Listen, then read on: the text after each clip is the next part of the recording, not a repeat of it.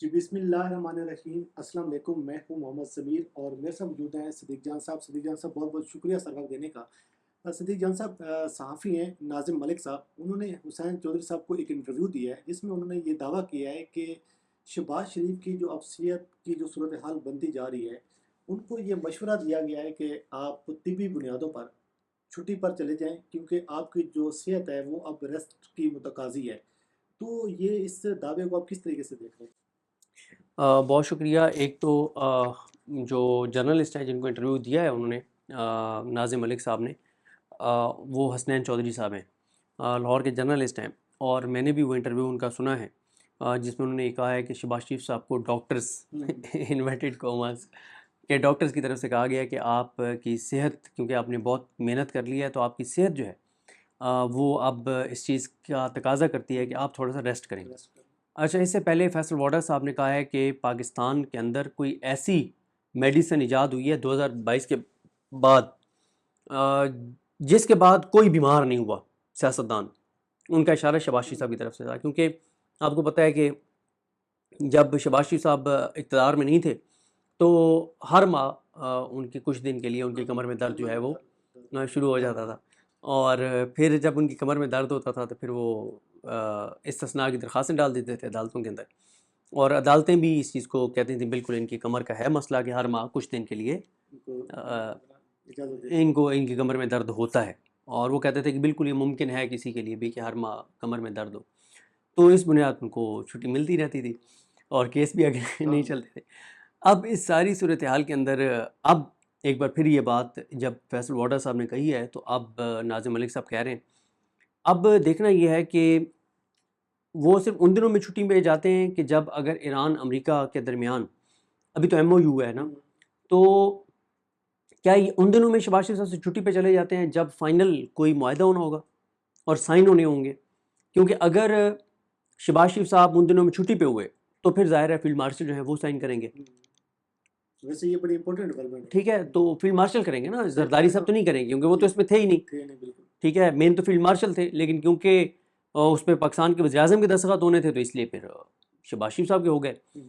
تو باقی بات یہ ہے کہ شہباز شریف صاحب نے نا طبی بنیادوں پر ایک بار پہلے بھی شہباز شریف صاحب نے کوئی نہ کوئی اس طرح کا بہانہ بنا کے اور شہباز شریف صاحب نے ریزائن کرنا تھا، اور یہ بھی اور باتیں گردش ہو رہی تھیں کچھ عرصہ پہلے، یہ طبی بنیادوں پہ ابھی جو آپ بات کر رہے ہیں۔ دیکھیں ابھی تو میری نالج میں نہیں ہے، لیکن یہ جب عمران خان صاحب کا اقتدار ختم کیا گیا تھا، حکومت گرائی گئی تھی، تو جب عمران خان صاحب نے 25 مئی کی کال دی تھی وہ پہلی جی ہاں بالکل صحیح تو ہے۔ اس سے پہلے آپ کو یاد ہوگا کہ عمران خان صاحب جب پریس کانفرنس کے پی سے بیٹھ کے کرنے لگے شاید پشاور سے، تو ان کے ساتھ شامی قریشی صاحب بیٹھے تھے، اس وقت بھی ان کو کال آئی ہوئی تھی اور عمران خان کا فون بند کر دو، تو دعویٰ یہ کیا جاتا ہے کہ اس وقت شامی قریشی صاحب کو کال کر کے کہا جا رہا تھا کہ آپ 25 مئی کی کال نہ دیں، کچھ دن دے دیں، شہباز شریف ریزائن کریں گے کہ ان کو مطلب کچھ ٹریٹمنٹ کے لیے پاکستان سے باہر جانا ہے، وہ ریزائن کریں گے، اور اس دوران کسی کے پاس 172 ووٹ ہوں گے نہیں تو اسمبلی تحلیل ہو جائے گی اور معاملات الیکشن کی طرف چلے جائیں گے۔ لیکن بعد میں پھر وہ کہا گیا کہ جی شہباز شریف تو تیار تھے، ان کی تو تقریر بھی لکھی گئی تھی،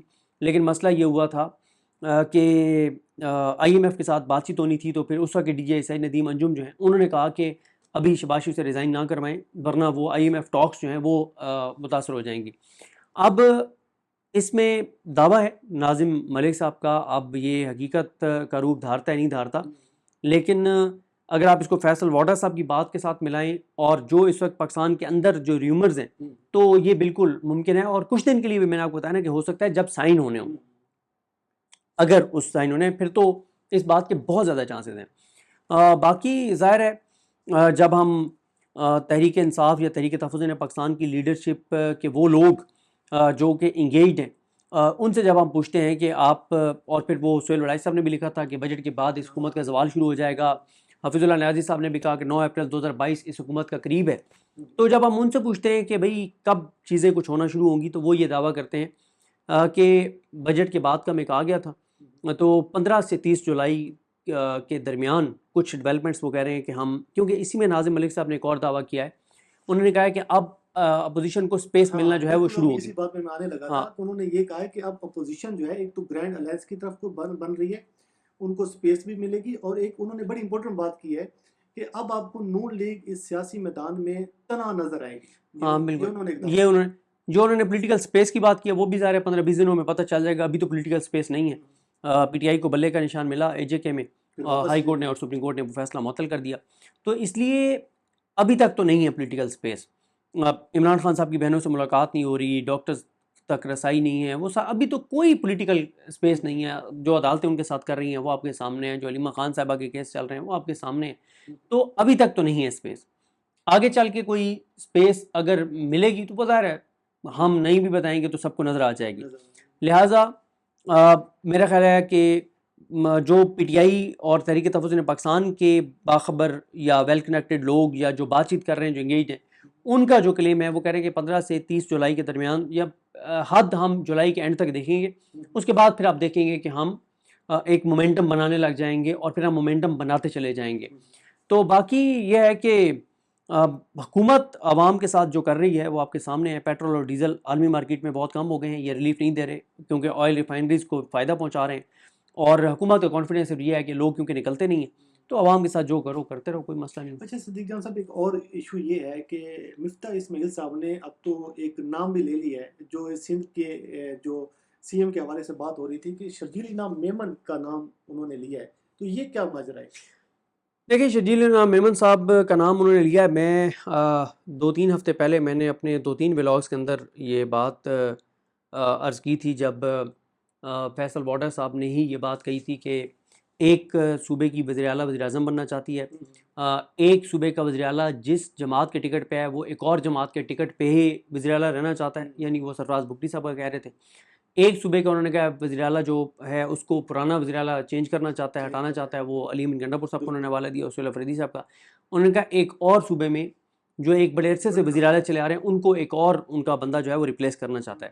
تو اس وقت میں نے یہ نام بھی لیا تھا کہ یہ خبریں ہیں کہ شرجیل انعام میمن صاحب جو ہیں وہ کچھ عام ان کی ملاقاتیں ہوئی ہیں اور اسلام آباد میں, پنڈی اسلام آباد میں, اور ان کے حوالے سے یہ بات ہے کہ وہ ریپلیس کر سکتے ہیں مراد سعید صاحب کو, مراد علی شاہ کو, ٹھیک ہے, تو مراد علی شاہ کو. تو اب یہ باتیں دیکھیں, یہ ساری وہ ریومرز اتنی زیادہ ہیں. کوئی کہہ رہا ہے قومی حکومت آ رہی ہے, کوئی کہہ رہا ہے یہ ہو رہا ہے, کوئی کہہ رہا ہے وہ ہو رہا ہے, کوئی کہہ رہا ہے انگیجمنٹ اس حد تک پہنچ گئی. مطلب اتنے زیادہ دعوے کیے جا رہے ہیں اور کسی دعوے کا سالڈ گراؤنڈ کے اوپر آپ کے سامنے نہیں ہے کہ آپ کہیں کہ جی یہ ایک یعنی کہ آپٹکس کوئی نظر نہیں آ رہے, کوئی گراؤنڈ کے اوپر ثبوت نظر نہیں آ رہا. گراؤنڈ پہ ثبوت, دعوے بہت زیادہ ہیں. دیکھیں ایک چیز تو بھائی جان ہے, وہ یہ ہے کہ ہر آنے والا, دیکھیں آج 2 جولائی ہے, 1 جولائی سے نئے مالی سال کا آغاز ہوا ہے, 2 جولائی ہے, ابھی تو پارٹی شروع ہوئی ہے, ابھی تو پارٹی شروع ہوئی ہے, ابھی تو نیا بجٹ منظور ہوا ہے, ابھی تو اس کی امپلیمنٹیشن ایسا سمجھیں کہ بس آج پہلا دن تھا اس کا, مطلب آج دوسرا دن ہے, ٹھیک ہے. ابھی تو جیسے جیسے امپلیمنٹیشن ہوتا چلا جائے گا تو لوگوں کی چیخیں آسمان تک پہنچتی رہیں گی. اچھا ایک اور آپ چیز دیکھیں نا, کہ میں دیکھتا ہوں کہ ہمارے اسلام آباد کے دوست, اچھی بات ہے کہ ہمارے اسلام آباد کے دوست جو ہے وہ اسلام آباد میں ذرا لوڈ شیڈنگ ایک دن کیا ہو جائے کہ چیخیں ہوتی ہیں, اور ظاہر ہے اسلام آباد کے جرنلسٹ انفلوئنشل جرنلسٹ ہیں. ہمارے علاقوں میں جنوبی پنجاب ہو یا کراچی سے بہت زیادہ شکایات آتی ہیں, کے پی کے علاقوں سے شکایات آتی ہیں, 12, 14, 16 گھنٹے کی لوڈ شیڈنگ ہو رہی ہے, کوئی آواز نہیں, کوئی بات نہیں, نیو نارمل ہے. پاکستان کے اندر عوام کے ساتھ ہونے والا ہر ظلم, جبر, زیادتی, ناانصافی نیو نارمل ہے.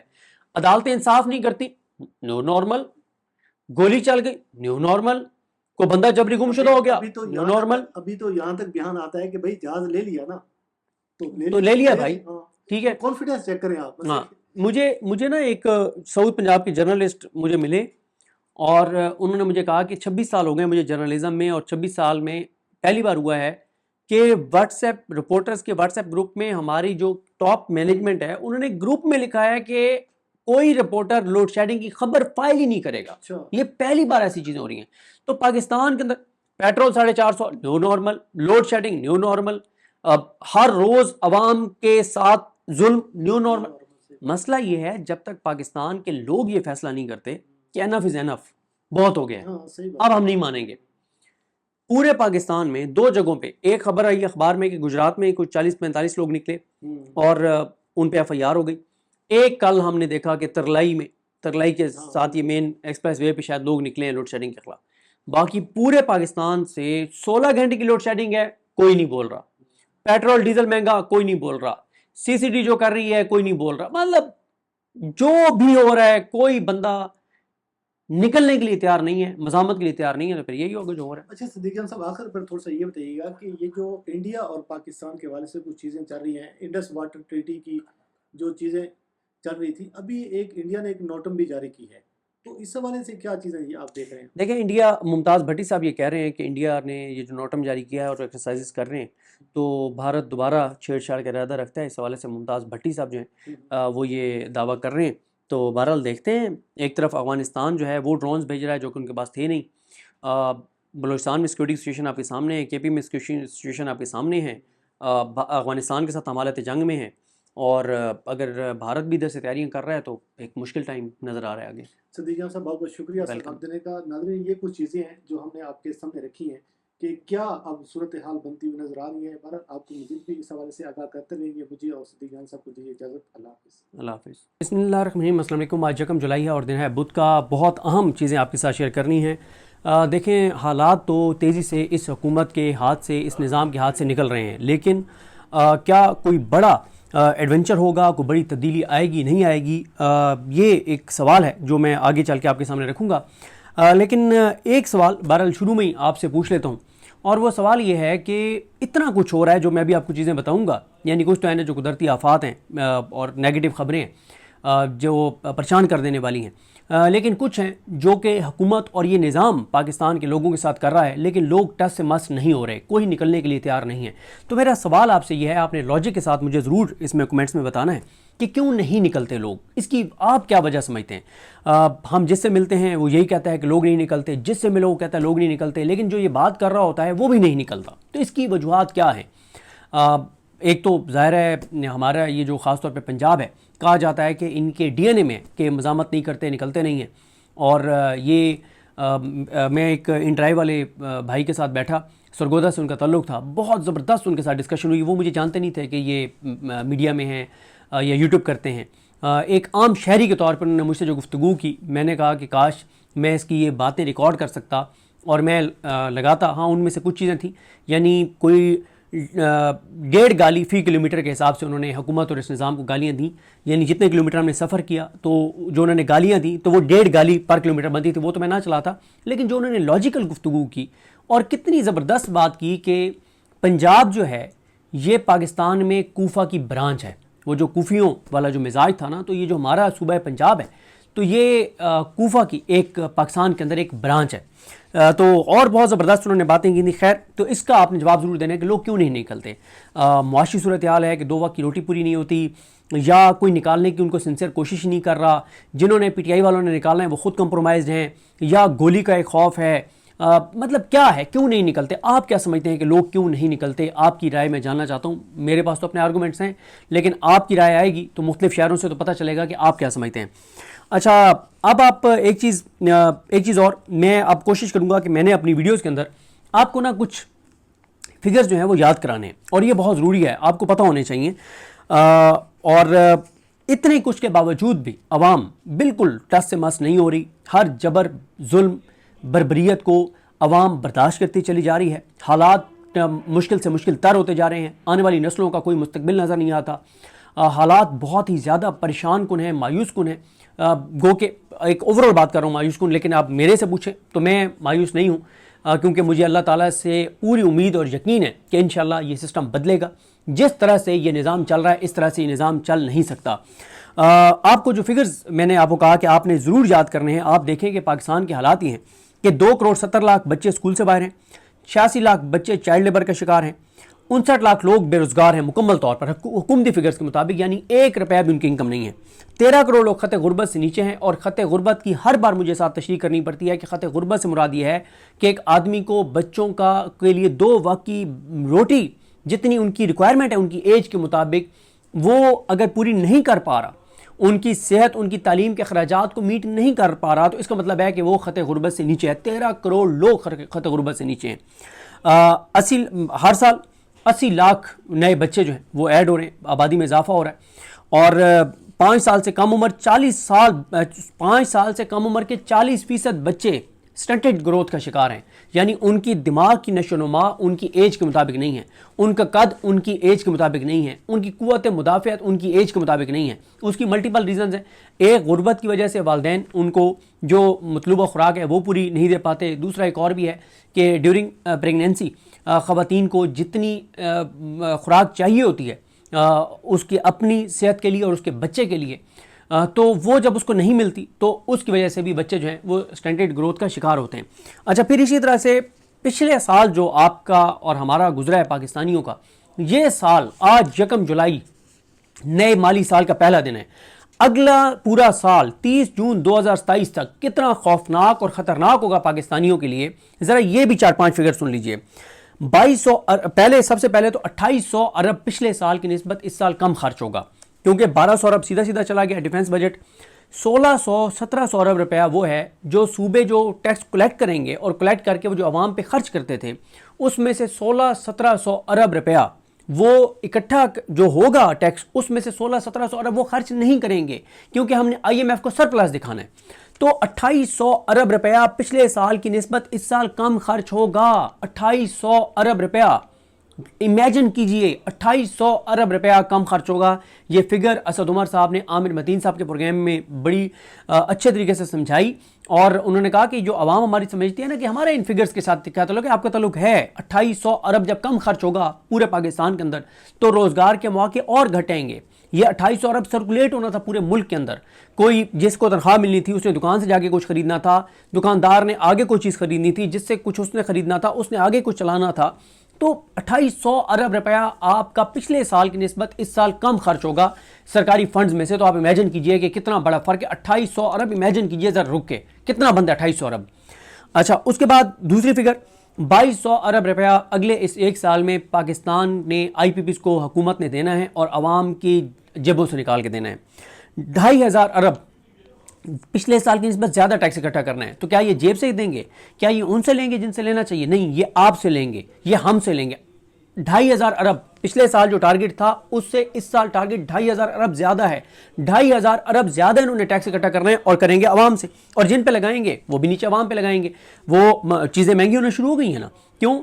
جس کے اوپر انہوں نے ٹیکس بڑھایا ہے وہ خود تو نہیں جیب سے دے گا، وہ تو اپنا پروڈکٹ مہنگا کرے گا، بھگتے گی تو عوام۔ پھر اسی طرح سے 8000 ارب جو ہے ایک سال میں ہم نے قرضوں پر سود دینا ہے۔ 8000 ارب اندرونی اور بیرونی قرضہ، اور قرضہ خرچ کہاں پہ ہو رہا ہے؟ پچھلے 4 سال میں اس حکومت، اس نظام نے 40 سے 45 ہزار ارب قرضہ لیا ہے۔ خرچ کہاں پہ ہوا ہے ذرا بتا دیں، اگر آپ کو پاکستان میں 40-45 ہزار ارب روپیہ لگا ہوا نظر آیا ہے۔ ٹیکس بڑھتا جا رہا ہے، اور یہ بھی عامر متین صاحب نے اپنے پروگرام میں کہا کہ ٹیکس بڑھتا چلا جا رہا ہے، لوگوں کی سیکیورٹی کم ہوتی جا رہی ہے، تعلیم کی سہولیات کم ہوتی جا رہی ہیں، صحت کی سہولیات کم ہوتی جا رہی ہیں۔ تو ٹیکس کس چیز کا لے رہے ہو بھائی؟ کس بات کا ٹیکس لے رہے ہو؟ ٹیکس کا عوام کا ریاست سے معاہدہ ہی ہے کہ ہم آپ کو ٹیکس دیں گے اور ہم آپ کے بنائے ہوئے قوانین کو فالو کریں گے۔ آپ کہیں گے کہ ریڈ لائٹ کے اوپر رک جانا ہے، رک جائیں گے۔ آپ کہیں گے کہ یہ کرنا ہے، کریں گے، یہ نہیں کرنا، نہیں کریں گے۔ اس کے بدلے میں آپ کیا دیں گے؟ آپ صحت دیں گے، آپ تعلیم دیں گے، آپ سیکیورٹی دیں گے، آپ پانی پینے کا دیں گے، آپ صاف ہوا دیں گے۔ کیا یہ ساری چیزیں آپ کو مل رہی ہیں؟ نہیں، ہر گزرتے دن کے ساتھ سہولیات کم ہو رہی ہیں، اور ٹیکس اور آپ کی خون سے جو چیزیں نچوڑ رہے ہیں وہ زیادہ ہوتی چلی جا رہی ہیں۔ اچھا، 2000 ارب انہوں نے ایک سال میں تقریباً پیٹرولیم لیوی کے نکالنے ہیں، اور جو سرکاری کارپوریشنز کا جو خسارہ ہے وہ بھی تقریباً 800-900 ارب ہوگا، 1000 ارب کے قریب ہوگا۔ سرکاری کارپوریشنز ان میں سے NHA بھی ہے۔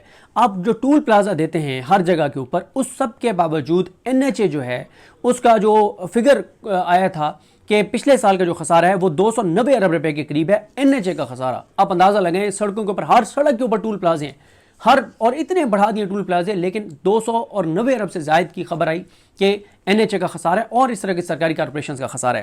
تو یہ جو میں نے آپ کو چیزیں بتائی ہیں کتنی پریشان کن ہیں۔ کیا حکومت کا کوئی فوکس آپ کو نظر آتا ہے کہ جو اسکول سے باہر بچے ہیں ان کو کیسے اسکول میں لانا ہے، جو چائلڈ لیبر کا شکار ہیں ان کو کیسے وہ رکوا کے اور ان کو جو ہے وہ تعلیمی اداروں میں ان کو لے کے آنا ہے، جو 59 لاکھ بے روزگار ہیں ان کے لیے روزگار کہاں سے آئے گا؟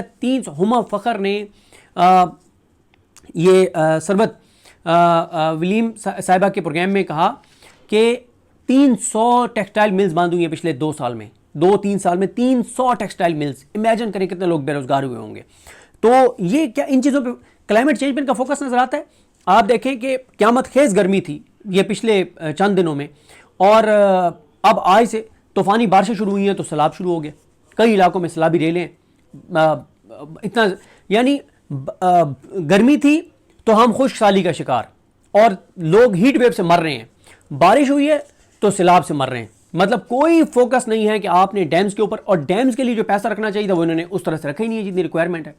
اچھا اب آ جائیں کہ عوام, جس طرح سے میں آپ کہہ رہا ہوں کچھ تو یہ بڑی تکلیف دہ خبریں آئیں نا, ظاہر ہے یہ حکومت کو تو آپ اس کا ذمہ داری نہیں ٹھہرا سکتے کہ جو کانا میں ایک سانحہ ہوا 14 بچے شہید ہو گئے. اللہ تعالیٰ کسی ماں کو اپنی اولاد کا یہ غم نہ دکھائے, اللہ تعالیٰ کسی باپ کو ایسا غم نہ دکھائے, اللہ تعالیٰ کسی کو ایسی آزمائش سے نہ گزارے. جو کانا میں جو ایک سانحہ ہوا, جو ماں باپ نے بچوں کو پڑھنے کے لیے بھیجا اور بچے زندہ نہیں آئے, ان کی کاپیاں بکھری پڑی تھیں, بیگ بکھرے پڑے تھے, اللہ تعالیٰ کسی ماں کو اولاد کا ایسا غم نہ دکھائے, اللہ تعالیٰ کسی سے یہ امتحان نہ لے. اور پھر اسی طرح سے عمر کوٹ میں دیوار گرنے سے 3 بچے شہید ہو گئے. کے پی میں آج ایک مدرسے پہ آسمانی بجلی گرنے سے 20 بچے زخمی ہو گئے. یہ میں آپ کو بتا رہا ہوں نا کہ اوور آل بھی ہر طرف سے نا جو خبریں آ رہی ہیں, مطلب کہیں سے کوئی آپ یہ نہیں کہتے کہ یار کوئی ایک اچھی خبر, یہ تو چلیں قدرتی آفات ہیں نا اس کے اوپر, ہاں اس میں سیلاب کو میں قدرتی آفت میں نہیں شمار کرتا.